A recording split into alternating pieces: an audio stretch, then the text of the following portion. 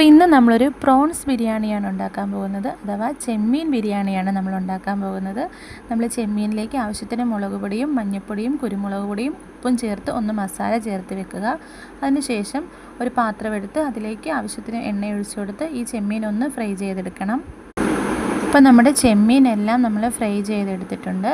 അതെല്ലാം ഒരു പാത്രത്തിലേക്ക് മാറ്റിയ ശേഷം അതേ പാത്രത്തിൽ തന്നെ കുറച്ചും കൂടി എണ്ണ ഒഴിച്ചു കൊടുത്ത് നമുക്ക് ഉള്ളിയും പച്ചമുളകും ഒക്കെ ഒന്ന് വാട്ടിയെടുക്കാം. ഉള്ളിയിലേക്ക് നമുക്ക് ആവശ്യത്തിന് ഉപ്പും മഞ്ഞൾപ്പൊടിയും കറിവേപ്പിലയൊക്കെ ഇട്ട് കൊടുത്ത് ഒന്നും കൂടി ഒന്ന് മിക്സ് ചെയ്ത് അടച്ച് വെക്കാം.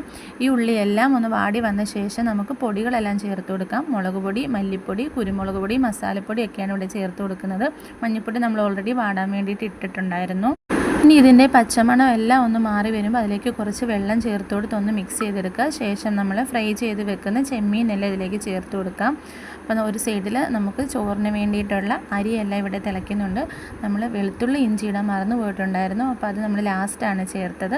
അപ്പം വെളുത്തുള്ളിയും ഇഞ്ചിയും കൂടി ചേർത്ത് കൊടുത്ത് നമുക്ക് മസാല ഒന്ന് റെഡിയാക്കി എടുക്കാം. ശേഷം അതേ പാനിൽ കുറച്ച് നെയ്യും കൂടി ഒഴിച്ചു കൊടുത്ത് നമുക്ക് സവാള മുരിച്ചെടുക്കാം. പിന്നെ നമ്മുടെ ചോറൊക്കെ ഇവിടെ റെഡിയായി വന്നിട്ടുണ്ട്. ഇനി നമുക്ക് ദം ചെയ്യാം. ചുവട് കട്ടിയുള്ളൊരു പാത്രം എടുത്ത് അതിലേക്ക് കുറച്ച് നെയ്യ് തൂകി നമ്മുടെ മസാലയെല്ലാം നമ്മളതിലേക്ക് ഇട്ട് കൊടുത്തിട്ടുണ്ട്. മസാലയുടെ പുറത്തോട്ട് നമ്മൾ ചോറിട്ട് കൊടുക്കുക. അതിൻ്റെ മുകളിലേക്ക് നമ്മൾ നെയ്യ്, പൈനാപ്പിൾ എസൻസ്, മല്ലിയില, നെയ്യിൽ വറുത്ത് വെച്ചിരിക്കുന്ന ഉള്ളി ഇതെല്ലാം ഇട്ട് കൊടുക്കുക. അടുത്ത ലെയർ ചോറിട്ട് കൊടുക്കുമ്പോൾ നമ്മൾ കുറച്ച് മസാലപ്പൊടി കൂടി ചേർത്ത് കൊടുക്കുന്നുണ്ട്. പിന്നെ ബാക്കി ഐറ്റംസ് എല്ലാം നമ്മൾ ചേർത്ത് കൊടുത്ത് ഫ്ലെയിം ഒന്ന് ലോ ഫ്ലെയിമിലിട്ട് നമുക്കൊന്ന് അടച്ച് വെച്ച് ചോറൊന്നും കൂടി നമുക്കൊന്ന് കുക്ക് ചെയ്തെടുക്കാം. അങ്ങനെ നമ്മൾ കുക്ക് ചെയ്യാൻ വെച്ചിട്ടുണ്ട്. അതിനിടയ്ക്ക് വെച്ച് നമ്മൾ കുറച്ച് സലാഡും അതുപോലെ തന്നെ പപ്പടവും ഒക്കെ പൊരിച്ചെടുത്തിട്ടുണ്ട്. അപ്പോൾ നമ്മുടെ ചോറ് ഇവിടെ റെഡിയായി. അപ്പോൾ കഴിക്കാൻ നേരത്ത് നമ്മൾ ഈ ചോറൊന്ന് മിക്സ് ചെയ്തെടുത്ത് എല്ലാം കൂടി ഒന്ന് മിക്സ് ചെയ്തെടുത്തിട്ടാണ് നമ്മൾ കഴിച്ചത്. പപ്പടവും സലാഡും ഒക്കെ കൂടി നമ്മൾ കഴിച്ചു.